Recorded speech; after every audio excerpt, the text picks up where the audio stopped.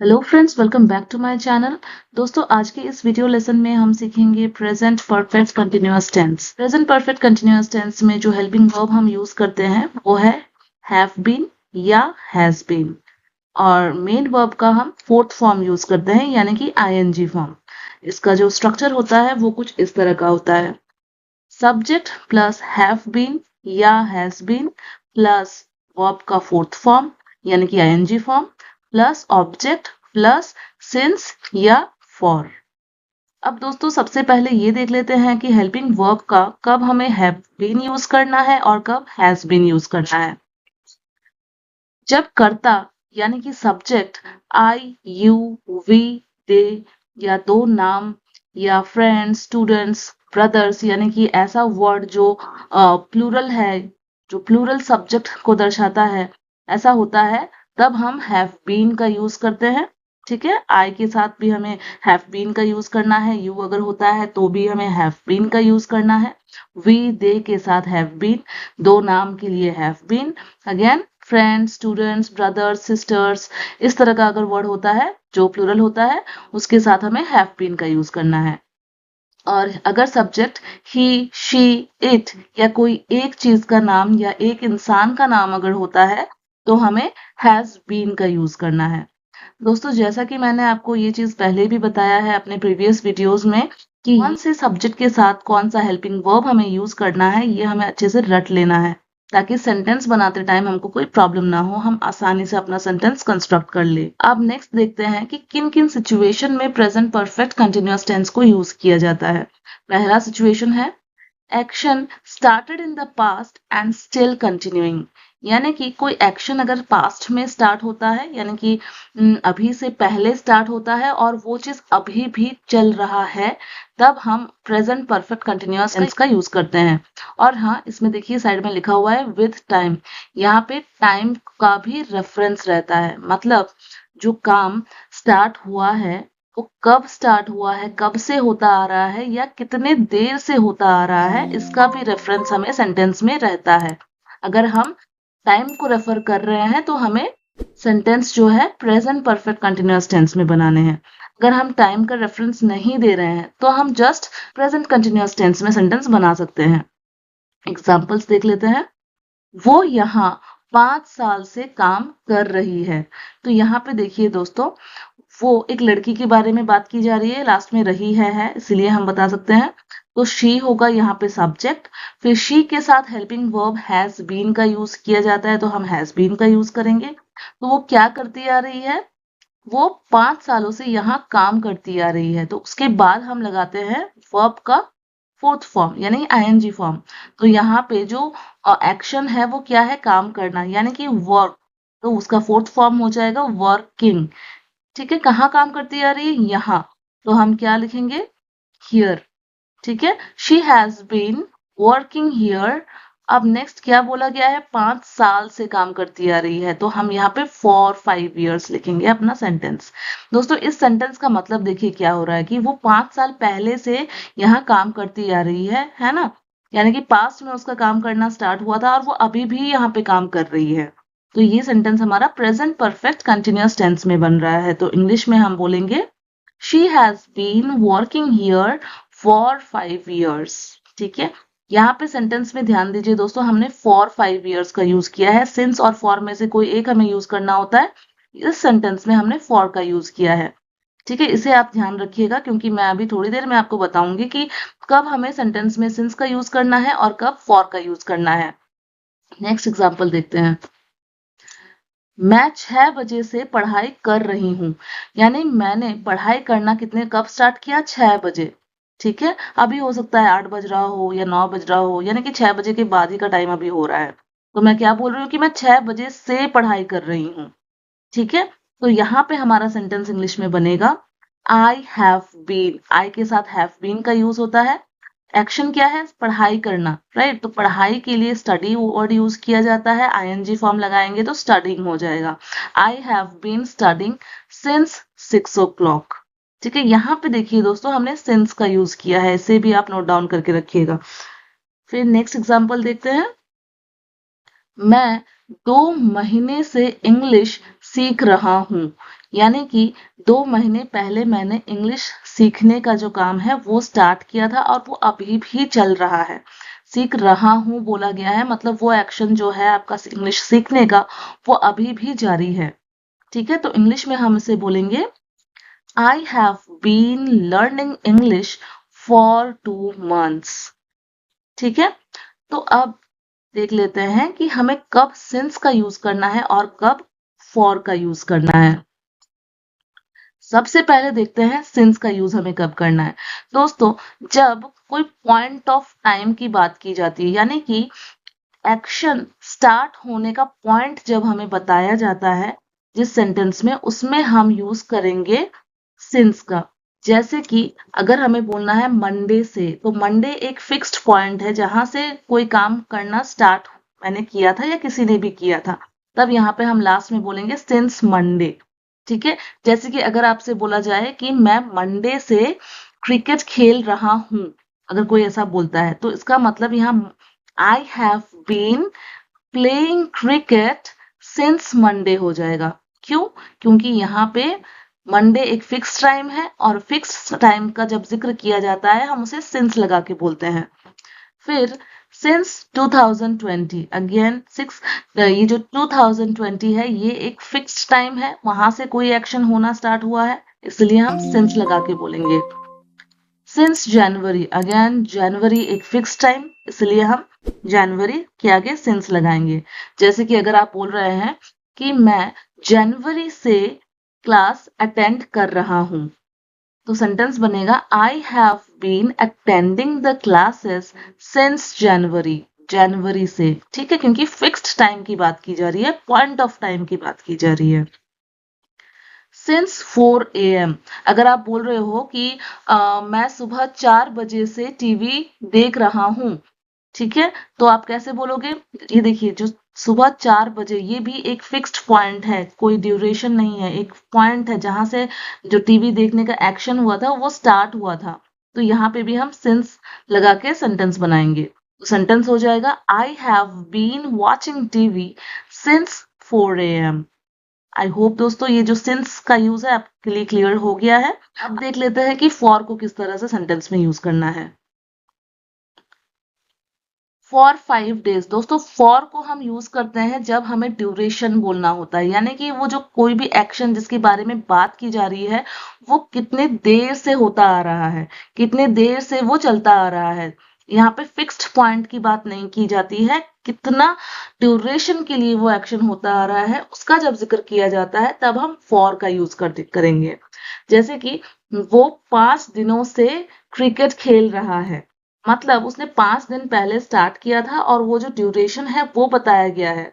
ठीक है, तब हम फॉर लगाएंगे, तो होगा he has been playing cricket for 5 days. ठीक है, 5 डेज कोई फिक्स्ड टाइम नहीं होता है, ये एक ड्यूरेशन होता है, इसलिए हमने फॉर का यूज किया। Again next, for 10 months. 10 months भी देखिए दोस्तों एक ड्यूरेशन होता है, कोई फिक्स्ड टाइम नहीं होता है, कोई पॉइंट नहीं होता है, कोई पॉइंट ऑफ टाइम नहीं होता है। तो हम फॉर लगाएंगे जब कोई कितना मंथ्स का जिक्र किया गया है।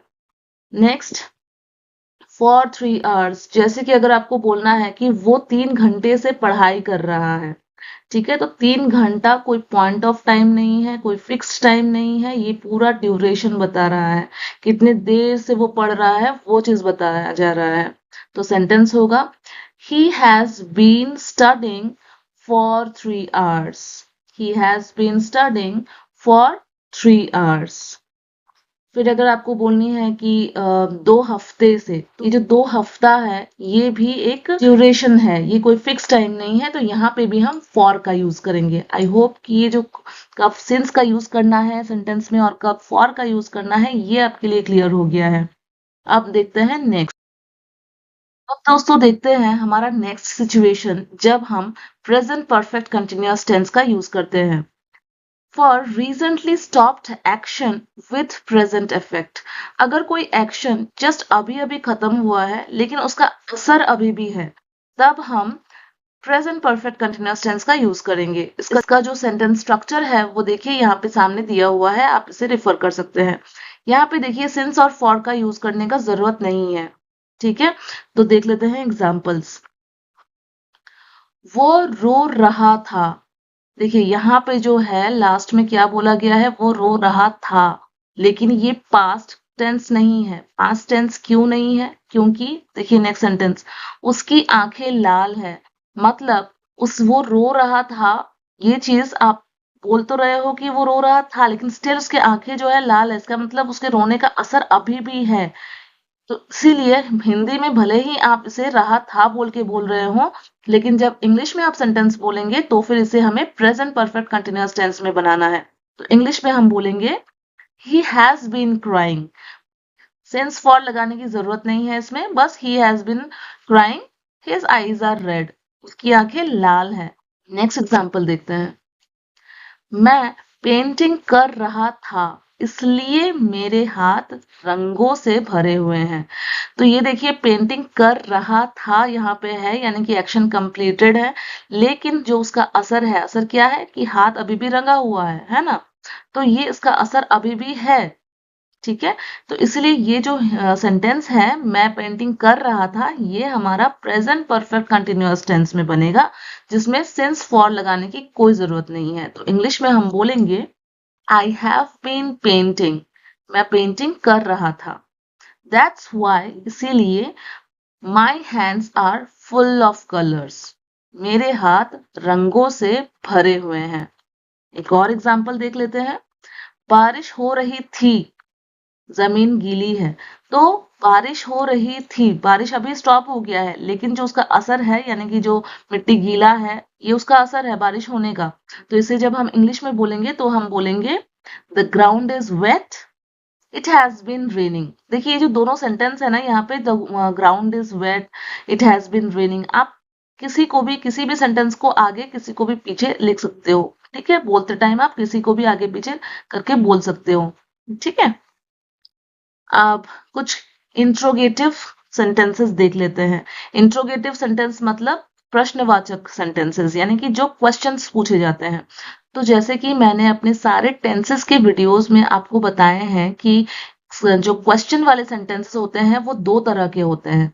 ठीक है, दो तरह के इंट्रोगेटिव सेंटेंस होते हैं। एक ऐसा यस नो वाला क्वेश्चन जिसका आंसर या तो हाँ या तो ना में रहेगा, और दूसरा जो है वो WH क्वेश्चंस होते हैं, जिसका आंसर हमें डिटेल्स में मिलता है, जहां पे हमें कब, क्यों, कैसे, इन सब का जवाब भी मिलता है।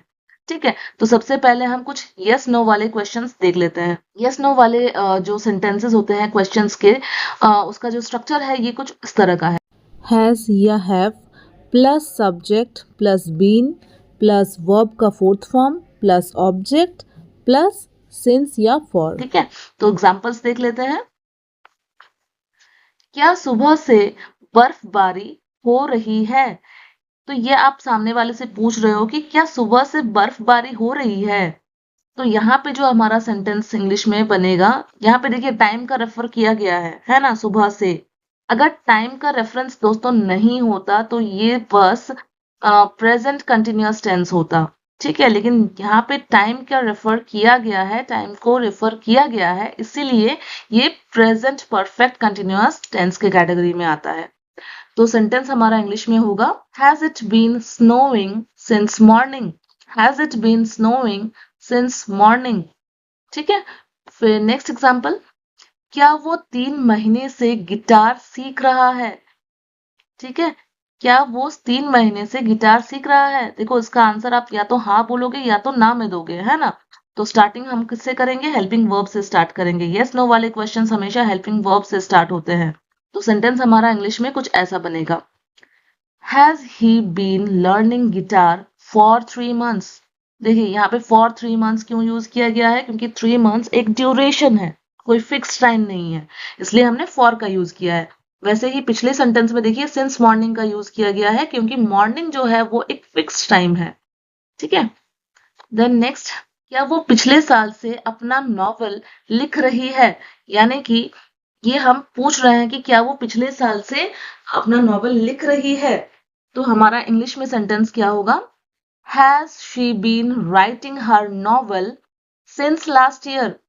ठीक है, क्या वो पिछले साल से, यहाँ पे पिछला साल भी एक फिक्स्ड पॉइंट है। ठीक है, इसलिए हमने सिंस का यूज किया है। सिंस लास्ट ईयर, पिछले साल के लिए लास्ट ईयर यूज किया जाता है।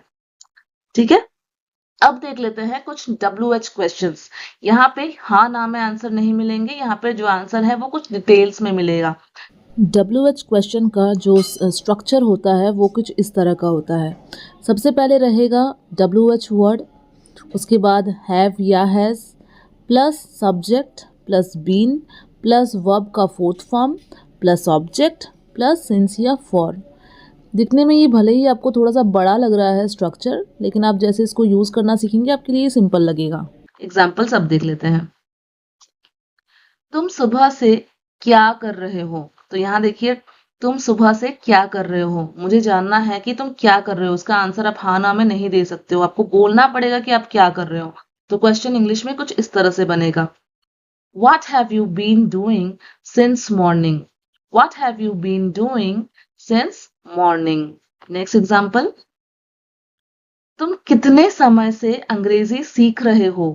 तो यहाँ पे क्या पूछा जा रहा है कि तुम कितने समय से, ड्यूरेशन पूछा जा रहा है कि आप कितने समय से इंग्लिश सीख रहे हो। तो इंग्लिश में हम बोलेंगे हाउ लॉन्ग, कितने समय के लिए हम यूज करते हैं हाउ लॉन्ग। ठीक है, how long have you been learning English, how long have you been learning English. Then next, वे इस शहर में कब से रह रहे हैं? तो हम ये जानना चाहते हैं कि वे लोग शहर में, इस शहर में कब से रह रहे हैं। तो इंग्लिश में हम पूछेंगे सिंस व्हेन, कब से को इंग्लिश में सिंस व्हेन बोला जाता है। ठीक है, तो since when have they been living in this city, since when have they been living in this city. ठीक है, नेक्स्ट एग्जांपल, तुम सुबह से टीवी क्यों देख रहे हो? ठीक है, मैं जानना चाहती हूँ कि तुम सुबह से टीवी क्यों देख रहे हो। तो क्यों, क्यों के लिए why, why have you been watching TV since morning? यहाँ पे since morning भी साइड में होगा। ठीक है, why have you been watching, तो इसका इंग्लिश होगा why have you been watching TV since morning, why have you been watching TV since morning। I hope दोस्तों ये जो प्रेजेंट परफेक्ट टेंस है ये आपके लिए अभी क्लियर हो गया है, राइट। अगर थोड़ा सा भी आपको कुछ भी डाउट है तो आप कमेंट बॉक्स में पूछ सकते हैं, मैं आपको जरूर रिप्लाई करूंगी। अब ये जो सारे सेंटेंसेस हैं हिंदी में, ये आपको इंग्लिश में ट्रांसलेट करनी है। ये आपके प्रैक्टिस के लिए है और साथ में ही आपके जो अंडरस्टैंडिंग है उसको चेक करने के लिए है। अगर इसमें भी आपको किसी में क्वेश्चन में डाउट है तो आप कमेंट करके आप मुझे बता सकते हैं, मैं आपको कमेंट बॉक्स में रिप्लाई जरूर करूंगी। और दोस्तों आज की जो ये वीडियो है अगर आपको अच्छी लगी है तो एक लाइक करना बिल्कुल ना भूलें, और चैनल पे नए हैं तो चैनल को सब्सक्राइब भी कर लें। Thank you so much friends for watching.